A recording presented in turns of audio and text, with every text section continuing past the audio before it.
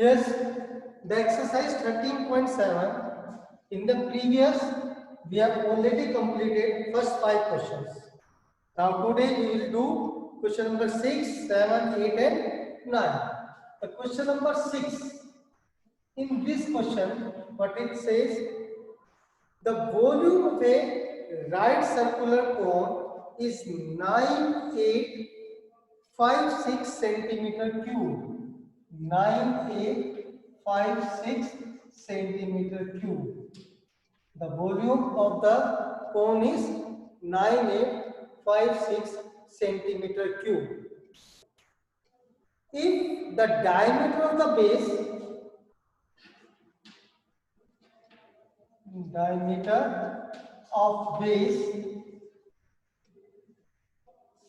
is 28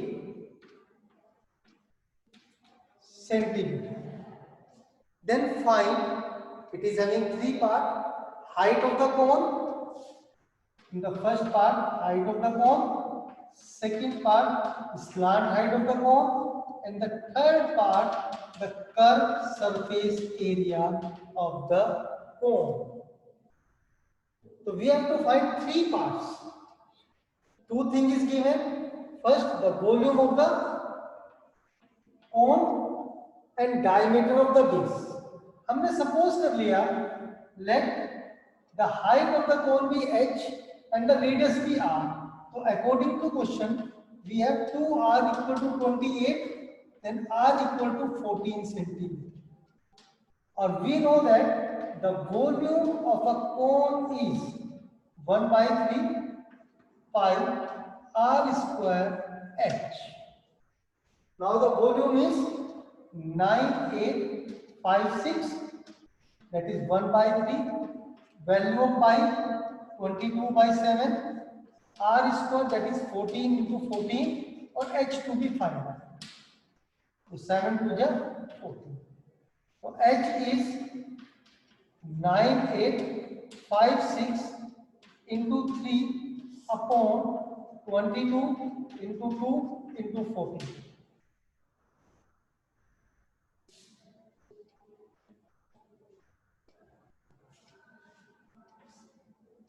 4, 9, 2, 8. 7 to the 7, 7 ja 7 4 ja.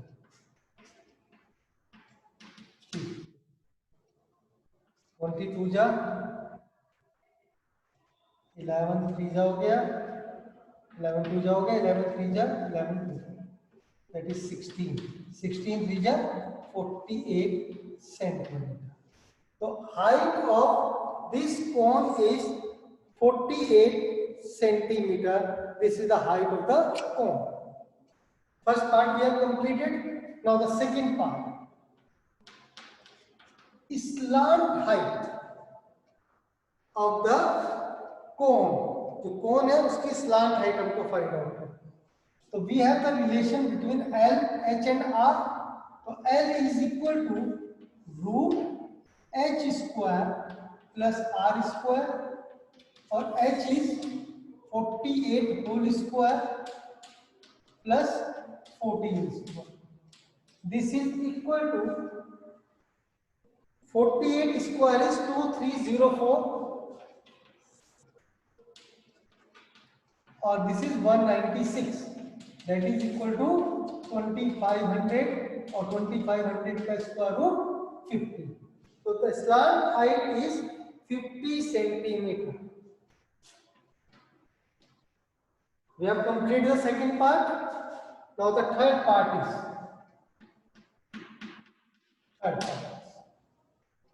the third part is curved surface area, which is equal to pi RL. This is the formula. Value of pi 22 by 7, radius is 14, or L is 50.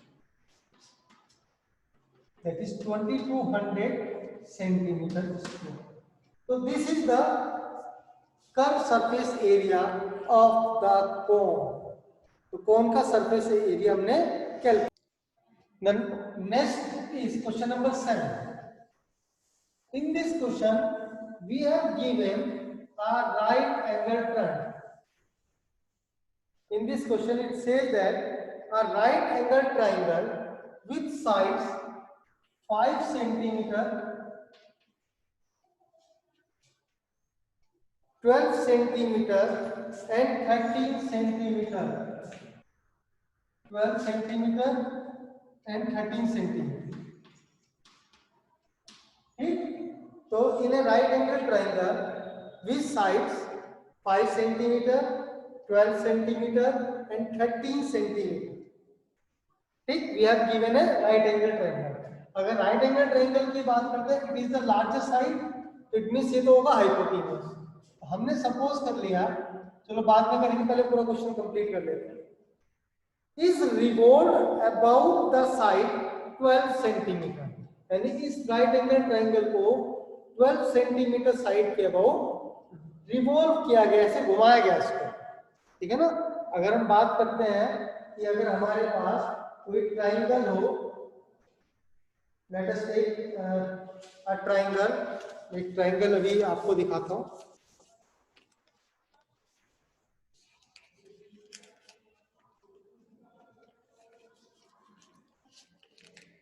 Suppose we have a right angle triangle, this one. ये हमारे पे एक right angle triangle है. ठीक है ना. Having side 5, 12 and 13. तो this side is the 12th let और दिस इज 5 और ये 13. अब हमने क्या किया, इस ट्राइंगल को रोटेट किया. किसके अबाउट, 12 वाले के अबाउट. जब हम इसको रोटेट करेंगे, रिवॉल्व करेंगे, तो व्हाट वी गेट अ कोन. तो हमें क्या मिलेगा, एक कोन मिलेगा. तो हमने क्या किया कि हमारे पास एक राइट एंगल ट्राइंगल है,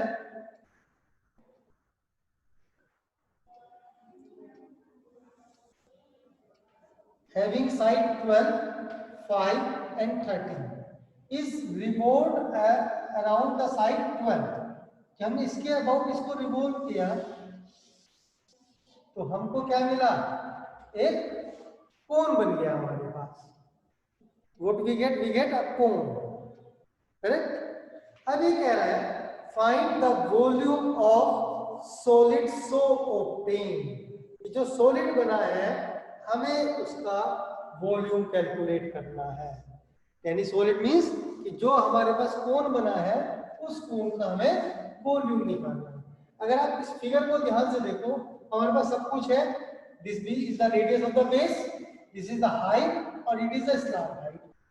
अब स्लांट हाइट की तो हमें रिक्वायरमेंट नहीं है, बट हमें बेस और हाइट की रिक्वायरमेंट है. तो volume of the cone is, that is pi r square and h. pi r square and h. अब अगर हम इसको सोल्व कर लें तो what we get, sorry 1/3 pi r square. तो 1/3 pi, this is 25 into 12, that is 100 pi centimetre cube. अगर हम पाई की वैल्यू 3.14 रख लें तो वी गेट 314 सेंटीमीटर क्यूब. मैंने पाई में इसलिए रखा है कि जो क्वेश्चन नंबर 8 है वो भी इसी के ऊपर बेस्ड है, सेम एज इट इज. तो अभी हम इस फिगर को एज इट इज रखते हैं और क्वेश्चन नंबर 8 को रीड करते हैं. ये क्या कहता है, in triangle ABC in the question number 7. यानी इसी क्वेश्चन में अगर हम ट्राइंगल को रिवॉल्व करें अबाउट द साइड 5 सेंटीमीटर, यानी हम ऐसे ना रिवॉल्व करके ऐसे रिवॉल्व करते हैं, तो इसके लिए मैंने क्या किया, इस ट्राइंगल को दोबारा बनाया. दिस इज 5 और इट इज 12 और ये 13. और जब हमने इसको 5 के अबाउट रिवॉल्व किया तो हमारे पास जो हाइट बन गई इस कोन की वो तो 5 हो गई और रेडियस ऑफ द बेस 12 हो गई. Then find the volume of the solid so obtained. अब हमें इसका भी वॉल्यूम निकालना है. तो हमने सपोज कर लिया द वॉल्यूम जो पहले वाले का निकाला v1 है, the volume of this is v2 which is 1/3 pi r square into h. तो this is equal to 240 pi centimetre. तो this is the volume of this cone. अगर आप देखो हमने एक राइट एंगल ट्रायंगल को दो तरीके से किया, एक इसको रिवॉल्व किया 12 के अबाउट, एक रिवॉल्व किया हमने 5 के अबाउट। तो वॉल्यूम किसमें ज्यादा आया? जब हमने 5 के अबाउट रिवॉल्व किया, यानी बेस जितना बड़ा होगा भले ही हाइट छोटी हो जाए तो वॉल्यूम उसका ज्यादा है। और आगे क्या बोला इसने? Also find the ratio of the volume of two solid, यानी तो जो टू सॉलिड हमारे पास बने थे, एक क्वेश्चन नंबर 7 में, एक क्वेश्चन नंबर 8 में, इनके जो वॉल्यूम्स हैं इनका रेशियो भी कैलकुलेट करना है। तो पहले क्वेश्चन नंबर 7 था, हमने V1 को ऊपर रखा, V2 को नीचे रखा, that is 100 pi upon 240 pi, 5 cancel with pi, तो 5 अपॉन 2। तो the ratio is V1 ratio V2 is 5 ratio 12। तो जो हमारे पास टू सॉलिड्स बने हैं उनका जो वॉल्यूम है उसका रेशियो 5 रेशियो 12 के इक्वल हो गया। Now the next is question number 9।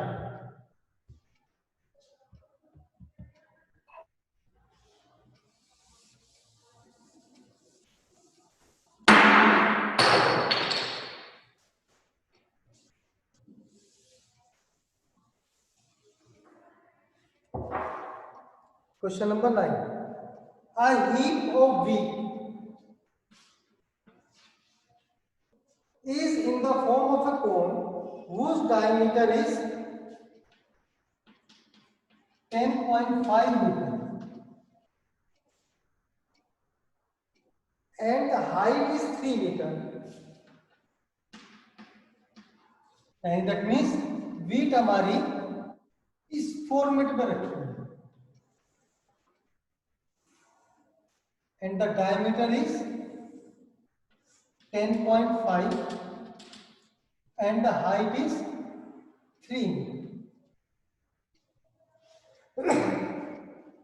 Find its volume. तो पहले हम इसका वॉल्यूम भी कैलकुलेट करते हैं।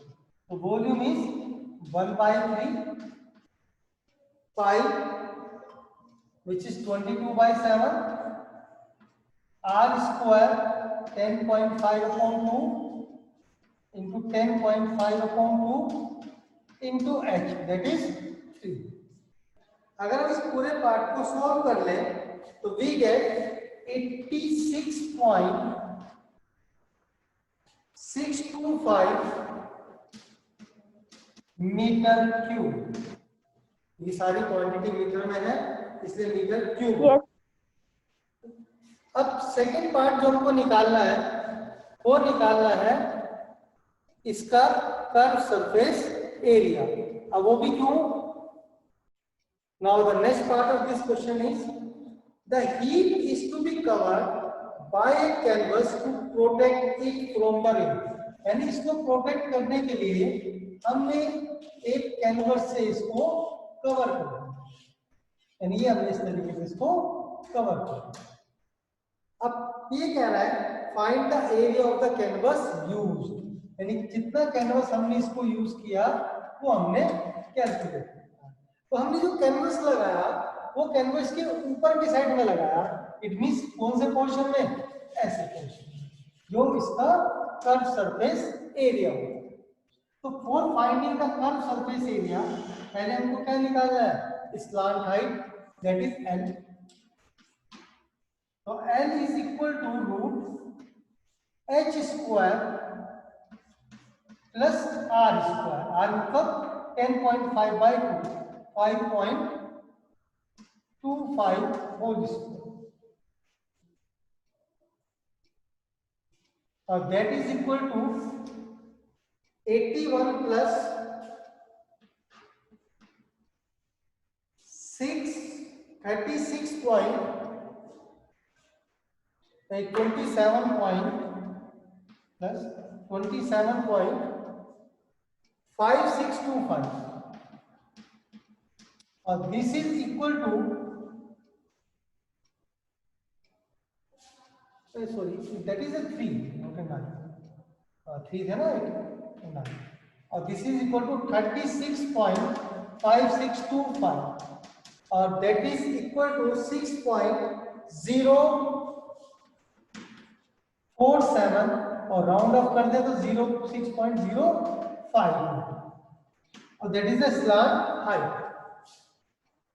अब हमको क्या चाहिए, कर्व सरफेस एरिया, यानी canvas require to protect it from the rain is equal to the curve surface area of this cone, इस कोन का कर्व सरफेस एरिया जो किसके इक्वल होता है, pi R that is 10.5/2 into L 6.04 और अगर हम इस पूरे को सॉल्व कर लें तो वी गेट 99.825